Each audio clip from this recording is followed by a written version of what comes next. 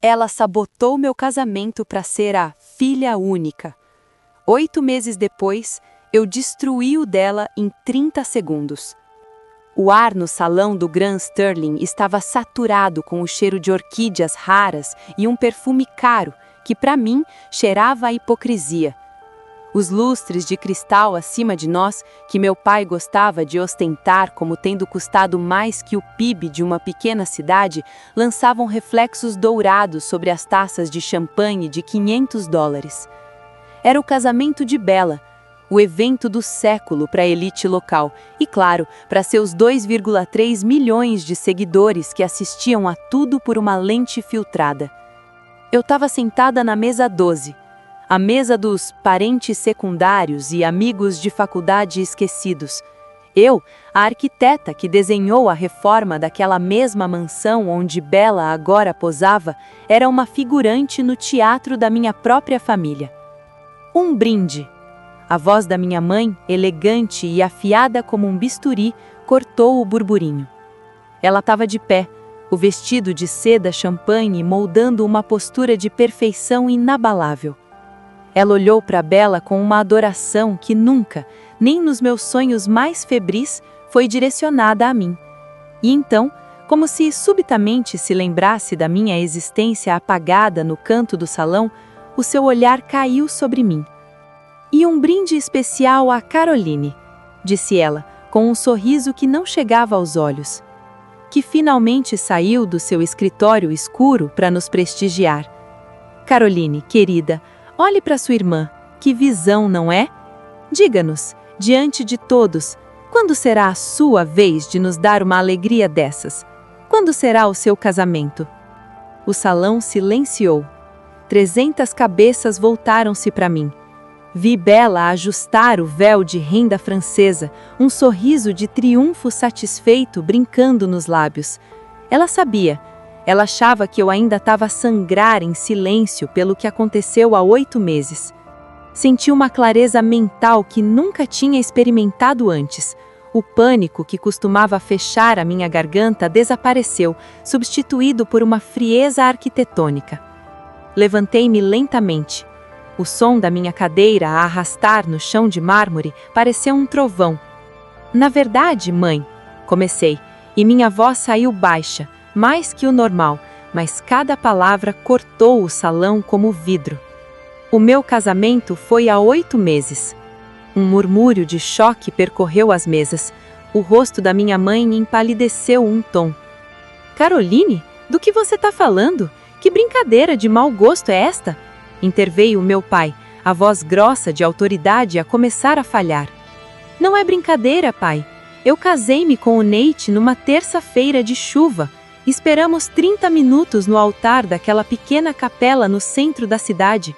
30 minutos olhando para a porta à espera de que vocês entrassem. Vocês foram convidados. Eu enviei os convites por correio prioritário com confirmação de entrega."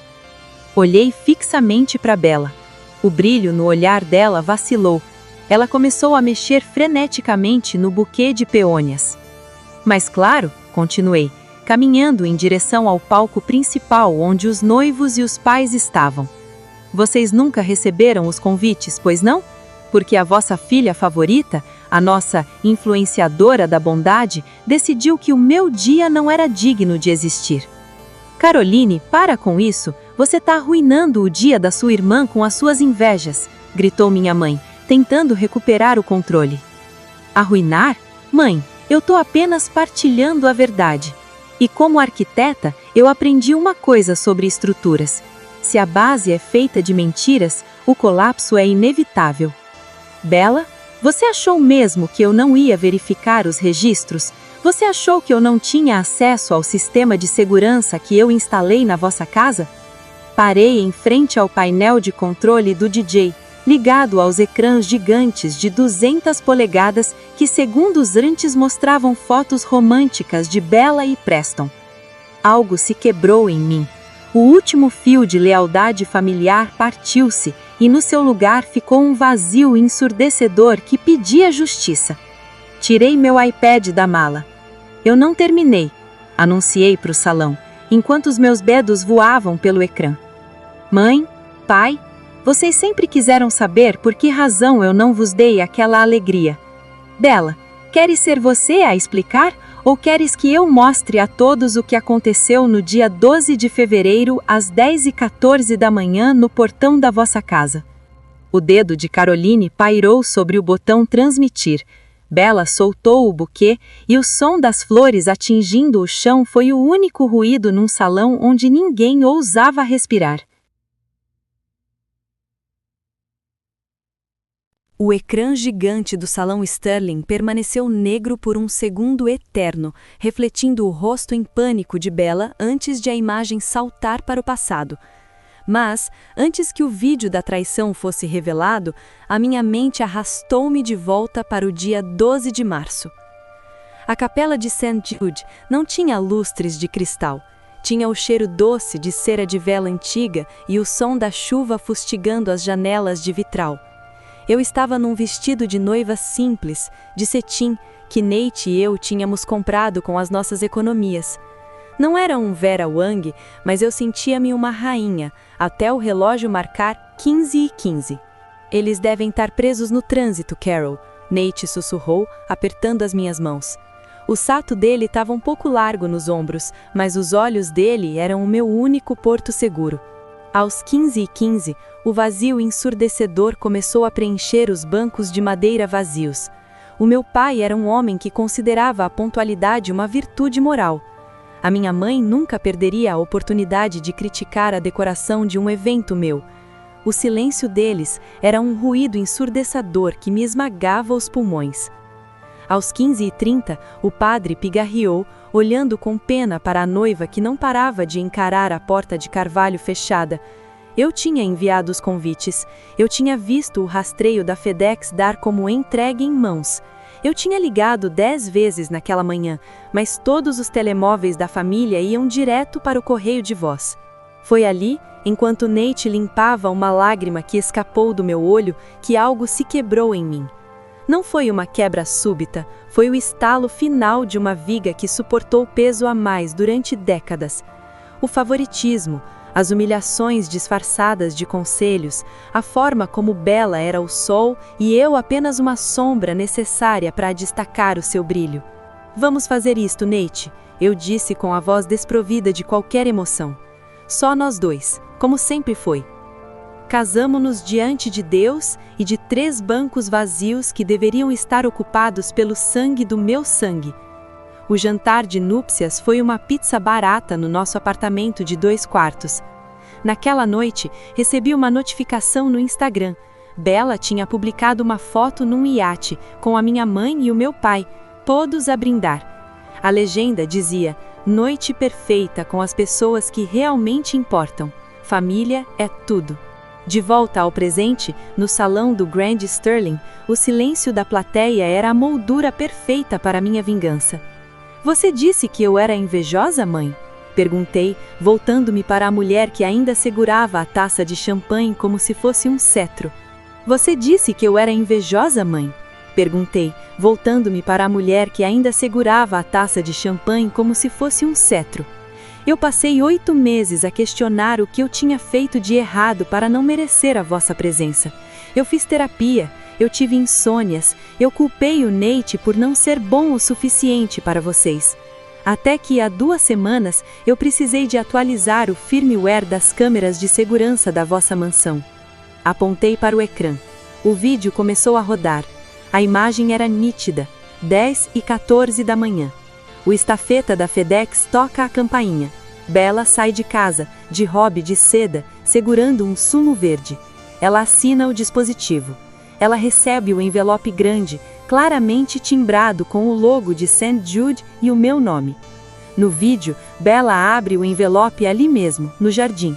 Ela tira os convites, ela lê um deles e então, com um sorriso que a câmera de alta definição captou com uma precisão cruel, ela caminha até a lixeira de reciclagem à beira da calçada e larga-os lá dentro, um por um. O som do salão explodiu, não num grito, mas num suspiro coletivo de horror. O noivo de Bella, Preston, Sterling, deu um passo atrás, afastando-se dela como se ela tivesse subitamente desenvolvido uma doença contagiosa. Bella? Voz de Preston era um fio de descrença. Você disse que a tua irmã tinha fugido com um desconhecido e que não queria saber de nós. Você disse que nos odiava. O gancho? Bella olhou para o ecrã, depois para a plateia de elite e finalmente para o telemóvel que um dos convidados já estava usando para transmitir tudo ao vivo. O império de influenciadora da bondade dela estava derretendo sob o calor daqueles ecrãs. Eu fiz isso por você, Preston, gritou ela desesperada. Ela ia envergonhar-nos. O marido dela é um ninguém. Eu não podia deixar que o lixo dela estragasse o anúncio do nosso noivado. A minha mãe deu um passo à frente, mas não para abraçar Bella. Ela olhou para o meu pai, cujo rosto estava ficando roxo. Ricardo, a fusão, sussurrou ela. Esqueça a fusão, Helena, disse o pai de Preston, o patriarca dos Sterling, levantando-se com uma gravidade gelada. Preston, tira essa flor da lapela. Nós vamos embora, agora. O som das cadeiras de madeira nobre arrastando contra o mármore era o requiem da reputação de Bella. O patriarca dos Sterling, um homem cuja influência movia mercados e silenciava escândalos, não olhou para trás. Ele caminhou com a rigidez de quem acabara de descobrir um cadáver no meio da sala de estar. Preston permanecia imóvel no centro do palco, a aliança de platina brilhando sob a luz impiedosa dos projetores. Ele olhou para Bella, não com ódio. O ódio ainda é um sentimento próximo, mas com uma repulsa clínica. Preston, querido, espera, é montagem. Ela é arquiteta, ela sabe manipular imagens. Bella gritou, a voz subindo 2 tons, perdendo toda aquela doçura ensaiada de seus vídeos de bom dia, seguidores. Ela tentou agarrar o braço dele, mas ele se esquivou com um movimento brusco. Manipulação, Bella? Preston perguntou. E pela primeira vez viu o advogado implacável surgir por trás do noivo apaixonado. O código de tempo no canto da tela bate com o dia em que você me disse que sua irmã tinha tido um surto psicótico e cortado relações. Você chorou no meu ombro, lembra? Disse que estava preocupada com a saúde mental dela. Algo se quebrou em mim novamente, mas desta vez não foi dor. Foi a última camada de dúvida que eu ainda carregava sobre se eu tinha ido longe demais. Ouvir que ela usou a minha ausência para me rotular como instável diante do homem com quem ela ia se casar era um nível de maldade que até eu, que cresci com ela, tive dificuldade em processar. Senti uma clareza mental gélida. Olhei para os meus pais. Minha mãe estava com a mão sobre a boca, os olhos fixos não em mim, não na Bella, mas nas câmeras dos celulares dos convidados. Ela estava calculando o dano. Ela não estava sofrendo pela família, estava sofrendo pelo branding. Você sabia, não sabia, mãe? Perguntei, e minha voz saiu baixa, mais que o normal, carregada de um veneno que eu guardei por 30 anos. Carolina, como você pode perguntar isso?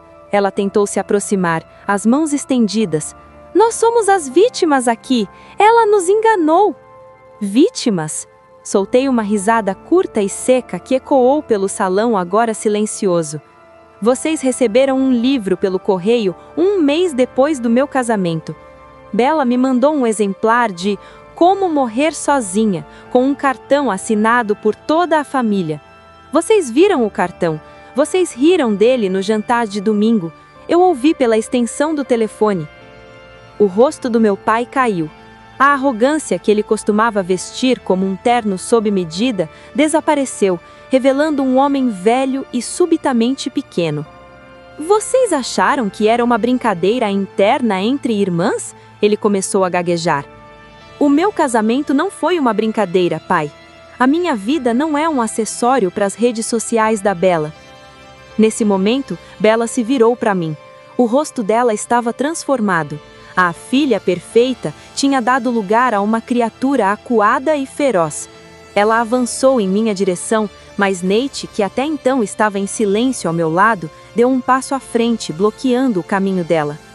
Não encoste nela, Nate disse, a voz calma, mas com a autoridade de quem não tinha nada a perder.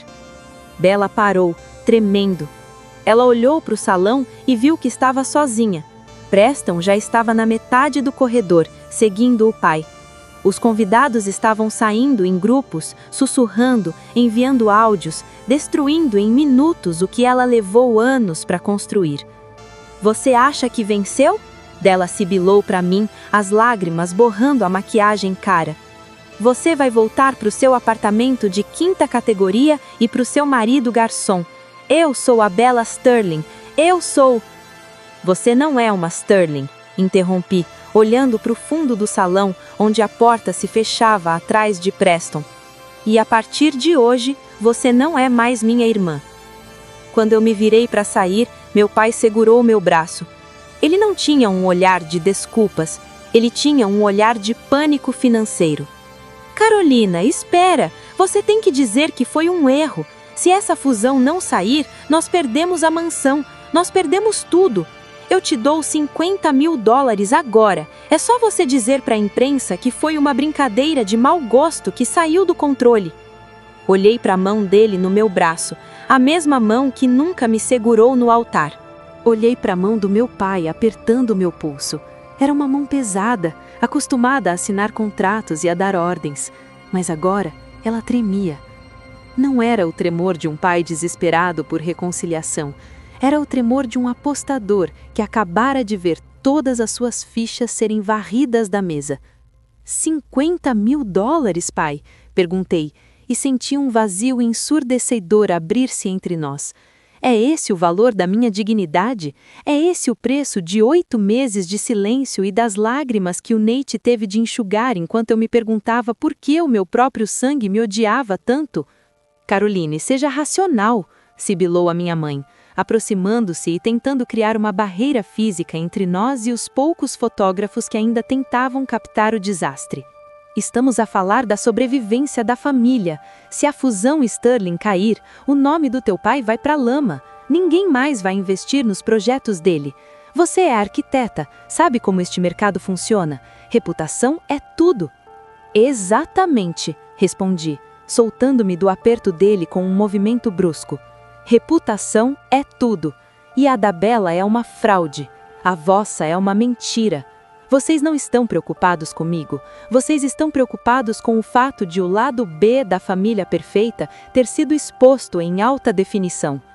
Bella, que estava caída num dos degraus do palco, levantou a cabeça. Seu olhar era de puro veneno. "Tu planejaste isto, não foi? Tu entraste no sistema de segurança, tu invadiste a nossa privacidade. Isso é crime, Caroline. Eu vou processar-te, vou te tirar tudo." Senti uma clareza mental quase gélida. Abri a minha mala e tirei um documento dobrado. Era a cópia do contrato de manutenção que eles mesmos tinham assinado quando instalei o sistema. "Lê a cláusula 14.2, Bella", eu disse, atirando o papel para o colo dela. "Como administradora e projetista do sistema, eu tenho o direito de acesso para a auditoria de integridade e segurança em casos de uso indevido da propriedade. E, tecnicamente, usar a vossa casa para planejar e executar a obstrução de correspondência federal é um uso indevido. O vídeo não foi hackeado. Ele foi recuperado como prova de um crime." O meu pai empaleceu ainda mais. Ele sabia que, como os convites foram enviados via FedEx com aviso de recepção, a ação da Bella não era apenas uma maldade de irmã, era uma infração legal sobre a qual eu poderia prestar queixa. "Caroline, por favor", o meu pai mudou o tom. O negociador implacável estava tentando a última carta, o sentimentalismo barato. "Eu sei que falhamos, eu sei que a Bella passou dos limites, mas somos a tua família.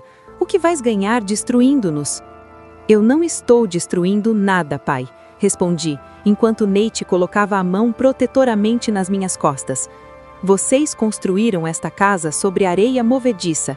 Eu apenas parei de segurar as paredes para vocês."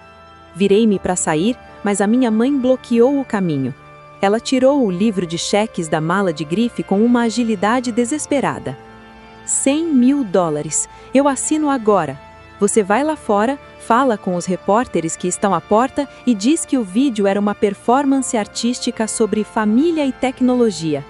$100 mil, Caroline. Pensa no que você e esse rapaz podem fazer com esse dinheiro. Podem comprar uma casa de verdade em vez daquele apartamento onde vivem. Olhei para o cheque em branco na mão dela. Olhei para o Nate. Ele apenas assentiu, deixando a decisão inteiramente para mim. Mas a decisão já estava tomada desde o momento em que vi a lixeira de reciclagem no vídeo. Peguei no cheque. O silêncio no salão foi total. Bella sorriu, achando que o meu preço tinha sido finalmente encontrado. O meu pai suspirou de alívio. Algo se quebrou em mim, mas foi o último resto de esperança de que eles pudessem mudar. Lentamente, rasguei o cheque ao meio. Depois, em 4. Depois, em 8. Deixei os pedaços de papel caírem sobre o tapete vermelho como se fossem confetis de um funeral. O Nate e eu já temos uma casa de verdade, porque uma casa não é feita de mármore e sistemas de segurança. É feita de pessoas que aparecem quando você convida. Enquanto caminhávamos para a saída, o telefone do meu pai começou a tocar freneticamente. Ele atendeu e o grito do outro lado foi audível para todos nós. Era o departamento jurídico do Grupo Sterling. Eles não estavam apenas cancelando a fusão, estavam avançando com uma auditoria de fraude à conta da empresa do meu pai por quebra de integridade moral. O colapso total apenas tinha começado. O som do meu pai deixando o celular cair no chão foi o ponto final de uma era. O aparelho quicou no mármore, a tela estilhaçada refletindo as luzes do salão que, um por um, os funcionários começavam a apagar. O buffet de lagosta e caviar agora parecia lixo de luxo apodrecendo sob o calor dos refletores. Eles estão retirando tudo, meu pai murmurou, a voz rouca, os olhos perdidos no vazio. A linha de crédito, o fundo de garantia, os Sterling estão nos processando por danos reputacionais. Caroline, você não entende, eles vão levar a empresa, vão levar a casa. Eu parei na porta giratória de vidro pesado, a última fronteira entre o mundo de mentiras deles e a minha liberdade. Olhei para trás uma última vez. Bella estava sentada no chão, rodeada por camadas de tule e renda, parecendo uma boneca quebrada.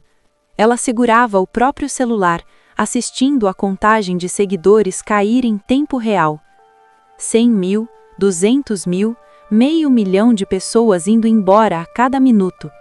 O tribunal da internet é muito mais rápido que o sistema judiciário e ele não aceita subornos. Eu entendo perfeitamente, pai. Você sempre disse que o mercado é uma selva. Só esqueceu que até os predadores precisam de aliados para sobreviver. Saímos para a noite fria. O ar nunca pareceu tão puro. Nate me conduziu até o nosso carro velho, estacionado entre limusines pretas e SUVs blindados. Quando entrei no banco do passageiro, senti uma clareza mental que beirava a transcendência. O peso que eu carregava nos ombros desde os 5 anos, a necessidade de agradar, de ser suficiente, de competir por migalhas de atenção, tinha evaporado. Você tá bem? Nate perguntou, ligando o motor que tossiu antes de ganhar vida. Nunca estive melhor, eu disse e minha voz saiu baixa, mais que o normal, carregada de uma paz que eu não sabia que existia. Mas a paz durou pouco. Meu celular começou a explodir com notificações. Não eram apenas as mensagens de ódio dos fãs da Bella ou as súplicas desesperadas da minha mãe. Era algo mais técnico. Como arquiteta do sistema de segurança, eu ainda recebia alertas de acesso não autorizado da mansão. Alguém estava tentando apagar os servidores. Alguém estava tentando destruir as evidências físicas de que Bella não agiu sozinha. Nate, encosta, eu disse, o coração acelerando. O que foi? O meu pai. Ele não está tentando salvar a Bella. Ele está tentando apagar os logs de acesso daquela manhã. Ele sabe que se o FBI ou o departamento jurídico dos Sterling pegarem os metadados, vão ver que ele estava logado no sistema quando Bella assinou o recebimento da FedEx. Algo se quebrou em mim. A última peça do quebra-cabeça se encaixou com uma violência ensurdecedora.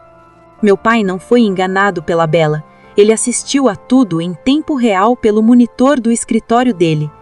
Ele foi cúmplice silencioso do meu apagamento. Enquanto eu olhava para os códigos de erro no meu iPad, uma mensagem de texto apareceu de um número restrito. Era Preston Sterling. Caroline, não vá para casa. Meu pai não quer apenas a fusão cancelada, ele quer sangue. E ele descobriu que você sabia do acesso de administrador há 2 semanas e não disse nada. Para os Sterling, você não é a heroína. Você é a cúmplice que esperou o momento de maior impacto para lucrar com a nossa ruína. Olhei pela janela e vi um SUV preto com as luzes apagadas, começando a seguir o nosso carro. O brilho do painel do carro parecia um farol na escuridão da estrada secundária. A mensagem de Preston Sterling ainda queimava na tela do meu iPad, revelando a face oculta da elite. Eles não odeiam a mentira, eles odeiam a humilhação. Para o patriarca dos Sterling, eu não era a vítima que buscava justiça. Eu era o erro de cálculo que fez o império dele parecer ridículo diante de todo o país. Nate, não olhe agora, mas tem um SUV preto na nossa cola desde que saímos do Grand Sterling, eu disse, tentando manter a respiração estável. Nate olhou pelo retrovisor, os nós dos dedos ficando brancos no volante. Eles não estão tentando passar, Carol. Estão mantendo a distância de monitoramento. Senti uma clareza mental gélida a assumir o controle. Eu conhecia aquele tipo de carro. Era a frota de segurança privada do grupo Sterling.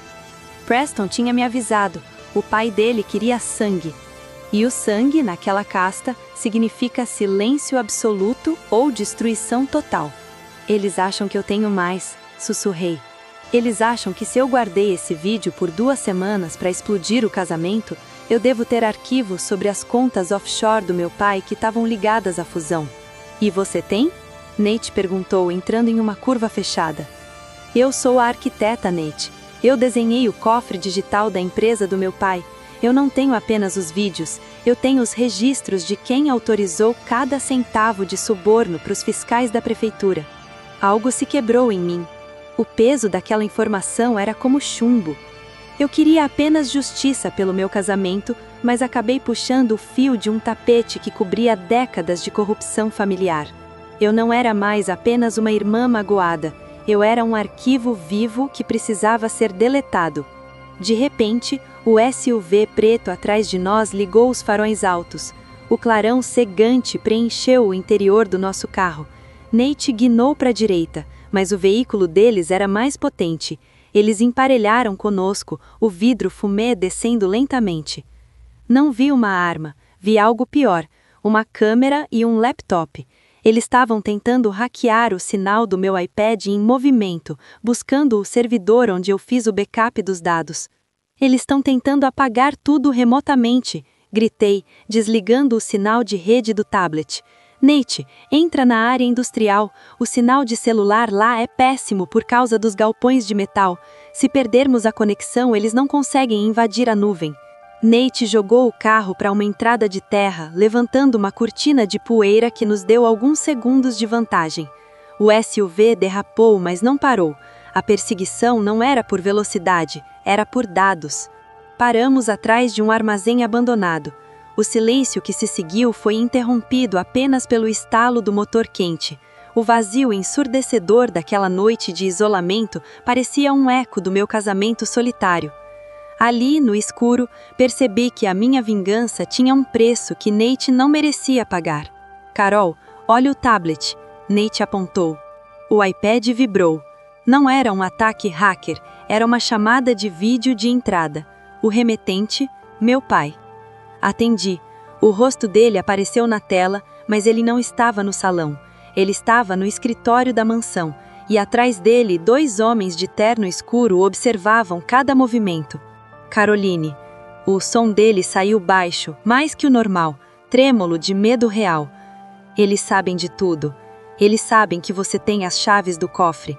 Se você não entregar os códigos de acesso agora, eles vão processar você por espionagem industrial e o Nate por cumplicidade. Eles vão destruir o que sobrou de nós. Por favor, pela sua mãe. Olhei para o homem que viu eu crescer e percebi que ele nunca foi meu protetor. Ele era apenas o zelador de um castelo de cartas. Ouvi o som de pneus esmagando o cascalho do lado de fora do armazém.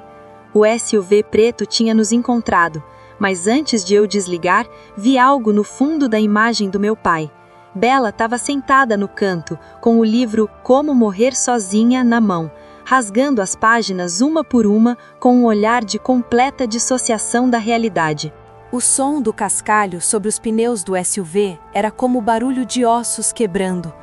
O farol do veículo inimigo varreu as paredes de zinco do armazém, criando sombras gigantescas que pareciam garras tentando nos alcançar. Nate desligou os faróis do nosso carro, mas era tarde demais. Estávamos encurralados entre o entulho industrial e a ganância de dois impérios em colapso. Caroline? A voz do meu pai ainda vinha do iPad, distorcida pela conexão instável. Você está me ouvindo? Entregue os códigos. É a única forma disso acabar. Olhei para a tela. Atrás do meu pai, um dos homens de terno dos Sterling colocou a mão no ombro dele.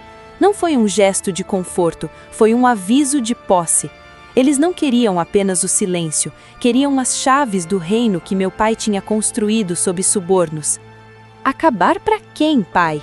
Perguntei, e senti uma clareza mental absoluta. Se eu entregar esses códigos, vocês apagam as provas, os Sterling recuperam o controle e eu viro a culpada por tudo. Eu conheço o seu jogo, vocês precisam de um bode expiatório, e eu sempre fui a candidata perfeita. Carol, eles estão descendo, sussurrou Nate, apontando para a silhueta de dois homens saindo do SUV preto. Eles não carregavam armas de fogo, mas tablets e dispositivos de interceptação. Era uma execução digital. Nesse momento, algo se quebrou em mim. Não foi o medo, mas a última gota de piedade. Olhei para o meu pai na tela, para Bella rasgando as páginas daquele livro ao fundo, e percebi que eles já estavam mortos por dentro. Eles eram apenas fantasmas agarrados a extratos bancários. Pai, olhe bem para mim, eu disse, aproximando o iPad do rosto. Você se lembra do dia em que me formei em arquitetura? Você não foi. Disse que tinha uma reunião importante. Na verdade, você estava assinando o contrato de fachada para o grupo Sterling. Você vendeu a minha presença naquele dia e tentou vender o meu casamento há 8 meses. Caroline, agora não é hora de ressentimentos, gritou ele, o pânico atingindo o auge. Não é ressentimento, é auditoria. Meus dedos voaram pelo teclado do iPad. Eu não estava entregando os códigos para eles. Eu estava enviando os arquivos brutos, os vídeos de Bella, os registros de suborno do meu pai e as provas de que os Sterling sabiam de tudo, para 3 destinatórios simultâneos: a Agência de Crimes Financeiros, o maior jornal do país e para o e-mail pessoal de Preston Sterling. O que você fez? O homem atrás do meu pai perguntou, percebendo a movimentação na rede. Eu tirei o poder de todos vocês, respondi. Agora a verdade não pertence mais ao meu silêncio ou ao dinheiro de vocês. Ela pertence ao domínio público. O vazio ensurdecedor que antes me assombrava foi enchido por um sentimento de libertação. As portas do armazém foram abertas com um estrondo. Os homens do SUV entraram, as luzes de suas lanternas cegantes procurando por nós. Onde ela está? Gritou um deles. Nate e eu estávamos agachados atrás de uma prensa industrial desativada. Eu segurava o iPad como se fosse uma arma. Eu sabia que a partir do momento em que aquele e-mail fosse processado, a nossa vida como a conhecíamos deixaria de existir. Não haveria mais herança, não haveria mais nome, não haveria mais volta. No exato momento em que os seguranças nos cercaram, os celulares de todos eles começaram a apitar simultaneamente. Os alertas de notícia de última hora já estavam saindo, mas o que me paralisou não foi a notícia da corrupção, foi o grito que veio do iPad, ainda conectado à chamada com o meu pai. Bella tinha parado de rasgar o livro. Ela estava de pé, diante da câmera, com um isqueiro na mão, apontando para as cortinas de veludo da mansão. Se eu não posso ser a favorita, ninguém mais vai ter uma casa para morar. O grito de Bella através dos alto-falantes do iPad foi abafado pelo som de uma explosão seca no fundo da imagem. As cortinas de veludo da mansão, aquelas que minha mãe escolhera pessoalmente para exalar prestígio, transformaram-se em labaredas vorazes em segundos. Na tela, vi o pânico real estampar o rosto do meu pai. Ele esqueceu os seguranças, esqueceu os códigos e a fusão. Ele apenas correu em direção à fumaça que já invadia o escritório. No armazém, os homens do SUV pararam. As lanternas deles vacilaram. O brilho dos celulares em seus bolsos era incessante. A notícia não era mais apenas o escândalo financeiro, era um incêndio ao vivo na residência de uma das famílias mais ricas do estado, transmitido por vizinhos e paparazzi que já cercavam o local. Acabou, eu disse, levantando-me de trás da prensa industrial. Minha voz saiu baixa, mais que o normal, mas carregada de uma autoridade que fez os seguranças recuarem um passo. Vocês não têm mais nada para proteger. O império que pagava o salário de vocês está pegando fogo, literalmente. Os homens trocaram olhares rápidos, sem um contrato para defender e com o risco de serem ligados a uma perseguição criminosa agora que o FBI estava a caminho, eles fizeram a única coisa que predadores fazem quando o barco afunda. Fugiram. O som do SUV arrancando no cascalho foi o sinal de que Nate e eu estávamos finalmente sozinhos. Senti uma clareza mental quase dolorosa. O ciclo de destruição iniciado por um convite jogado no lixo tinha atingido o seu ápice. Carol, temos que ir, Nate disse, pegando minha mão. Ele estava trêmulo, mas seus olhos mostravam o orgulho de quem sabia que tínhamos sobrevivido à tempestade. Fomos para o hospital da cidade, não para ver a Bella ou o meu pai, mas porque eu sabia que a agente Reeves, a contata do FBI que Preston mencionara indiretamente através dos seus alertas, estaria lá para coletar os depoimentos. Ao chegarmos, a televisão na recepção mostrava as imagens aéreas da nossa antiga mansão. O teto, aquele que eu projetei para ser indestrutível, tinha desabado. A estrutura de ferro retorcida parecia uma carcaça de um animal pré-histórico. Algo se quebrou em mim ao ver os bombeiros retirando minha mãe em uma maca. Ela não estava ferida fisicamente, mas estava catatônica, agarrada a uma bolsa de grife chamuscada como se fosse um recém-nascido. Bella foi levada em custódia psiquiátrica logo em seguida. O brilho nos olhos dela, aquele narcisismo que alimentava milhões de seguidores, tinha sido substituído por um vazio ensurdecedor. Meu pai foi detido ali mesmo, no pátio do hospital. Quando ele passou por mim algemado, ele parou. O homem que tentou me comprar por $50 mil não tinha mais palavras. Você conseguiu, Caroline. Ele sussurrou, a voz carregada de uma derrota absoluta. Você destruiu tudo. Não, pai, respondi, olhando-o nos olhos pela última vez.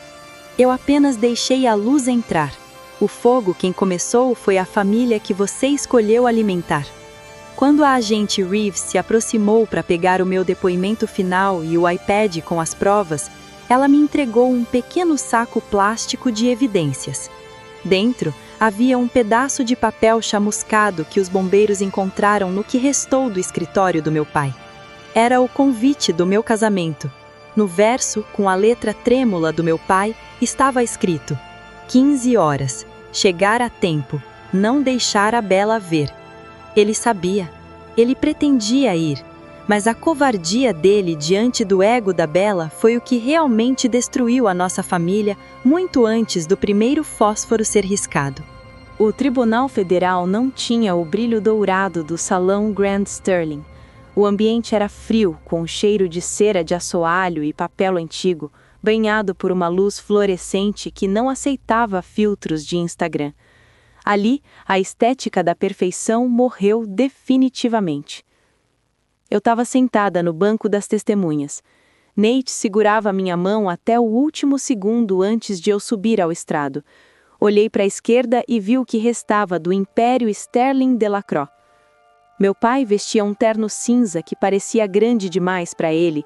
Ele havia perdido peso e aquela aura de invencibilidade que costumava preencher qualquer sala. Minha mãe permanecia ao lado dele, mas seus olhos estavam fixos no nada, as mãos tremendo levemente sobre o colo. E Bella?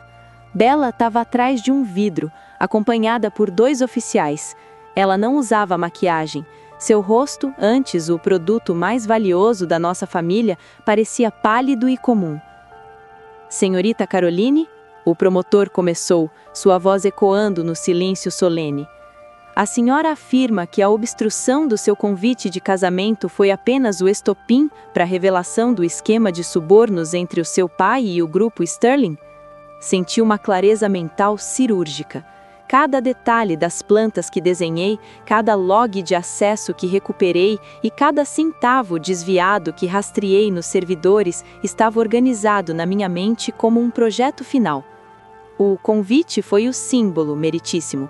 Respondi, e minha voz saiu baixa, mais que o normal, mas tão nítida que ninguém no tribunal ousou tossir. O esquema de corrupção era a estrutura oculta. Eles achavam que podiam apagar pessoas como apagam arquivos, mas esqueceram que uma estrutura comprometida sempre deixa rachaduras. Durante 6 horas, expus as entranhas da nossa família. Relatei como Bella usava sua influência para lavar dinheiro de parcerias inexistentes e como meu pai garantia que os Sterling vencessem licitações em troca de financiamento para o estilo de vida luxuoso que minha mãe exigia. Algo se quebrou em mim quando Bella começou a rir no meio do meu depoimento. Não era uma risada de deboche, era o som quebrado de alguém que perdeu o contato com a realidade. Ela apontou para mim e gritou: "Pelo menos eu tive os seguidores. Pelo menos eles me amaram, mesmo que fosse por uma mentira. Você é nada, Caroline. Você é só a sombra." O juiz bateu o martelo, mas o vazio ensurdecedor que se seguiu àquela explosão foi a prova final de que a Bella que eu conhecia tinha sido consumida pela própria personagem. Ao final do dia, o veredito preliminar foi lido. Ricardo, meu pai, condenado a 12 anos por corrupção ativa e fraude financeira. Bella, sentenciada a tratamento psiquiátrico obrigatório em regime fechado, seguido de 5 anos de prisão por incêndio culposo e obstrução de justiça. Minha mãe teve todos os bens confiscados e enfrentaria processos civis que a deixariam na miséria. Ao sair do tribunal, Preston Sterling me interceptou no corredor. Ele parecia exausto. O grupo Sterling estava sendo desmantelado pelos reguladores. "Você destruiu o mundo como eu o conhecia, Caroline", disse ele, sem raiva, apenas com uma curiosidade mórbida. "Valeu a pena? Por um convite de casamento?" Olhei para ele e depois para o Nate, que me esperava perto da saída, segurando as chaves do nosso carro velho. "Não foi pelo convite, Preston", respondi. "Foi pelo direito de não ser uma mentira." Quando cheguei em casa naquela noite, encontrei uma caixa na minha porta. Não tinha remetente. Dentro, havia um álbum de fotos antigo que minha mãe tinha guardado. A primeira página tinha uma foto minha, aos 5 anos, desenhando uma casa no chão da garagem. No verso, havia uma nota escrita à mão por ela, datada de anos atrás. "Ela vê o que nós tentamos esconder. Temos que garantir que ninguém acredite nela." O vento que soprava da costa trazia o cheiro de sal e liberdade. Eu estava sentada no deck de madeira da pequena casa de campo que Nate e eu alugamos, longe das colunas sociais e dos tribunais de concreto. No meu colo, o álbum de fotos chamuscado que recebi na porta de casa meses atrás. Olhei para a frase da minha mãe: "Temos que garantir que ninguém acredite nela." Aquelas palavras que um dia teriam me destruído, agora pareciam apenas o último suspiro de um fantasma. Eles tentaram transformar minha percepção da realidade em uma patologia, mas acabaram esquecendo que uma arquiteta é treinada para enxergar através das fachadas. Senti uma clareza mental que só o isolamento e a verdade podem proporcionar. O escândalo Sterling Delacroix já tinha saído das manchetes principais. O público seguiu para o próximo cancelamento, a próxima influenciadora, a próxima tragédia. Mas para mim, o tempo tinha parado de uma forma curativa. "Café?" Nate apareceu, colocando uma caneca fumegante ao meu lado. Ele não perguntou no que eu estava pensando. Ele sabia. "Sabe, Nate", comecei, e minha voz saiu baixa, mais que o normal, carregada de uma serenidade que eu nunca imaginei possuir. Por muito tempo eu achei que o silêncio daquela capela no dia do nosso casamento era o som do meu fracasso, mas hoje eu percebo que era apenas o mundo se calando para que eu pudesse finalmente ouvir a minha própria voz. A minha mãe agora vivia em um pequeno apartamento subsidiado pela igreja, o seu prestígio reduzido a visitas semanais ao meu pai na prisão federal. Bella permanecia na clínica. Recebia um relatório médico dizendo que ela passava os dias pedindo por um celular que nunca chegaria, postando stories imaginários para as paredes brancas do quarto. Algo se quebrou em mim naquele processo, a necessidade desesperada de pertencer a uma linhagem. No seu lugar, algo muito mais resistente foi construído. Eu não era mais a filha invisível ou a arquiteta das sombras. Eu era Caroline, e o meu nome não estava mais atrelado a uma fusão de 50 milhões de dólares, mas à integridade de quem não se vendeu por 100 mil. Peguei o isqueiro que Nate usava para a lareira. Rasguei a página daquele álbum, a página que continha a maldição da minha mãe, e deixei o fogo consumi-la. As cinzas voaram em direção ao oceano, perdendo-se no vazio ensurdecedor da noite, que agora não parecia mais assustador. Era apenas espaço para algo novo. Abri o meu laptop. No canto da tela, um e-mail de uma firma de arquitetura social em Berlim. Eles tinham visto o meu depoimento sobre ética estrutural e queriam que eu liderasse um projeto de habitação sustentável. Não era luxo, era propósito. Pronta? Nate perguntou, estendendo a mão. Pronta. Fechei o álbum. Pela primeira vez em 28 anos, o silêncio da minha família não era abandono, era paz. E a paz, ao contrário dos lustres do Grant Sterling, era algo que ninguém poderia comprar, esconder ou jogar no lixo. O meu casamento tinha sido solitário, mas a minha vida, a partir de agora, seria habitada pela única pessoa que eu finalmente tinha aprendido a respeitar, eu mesma.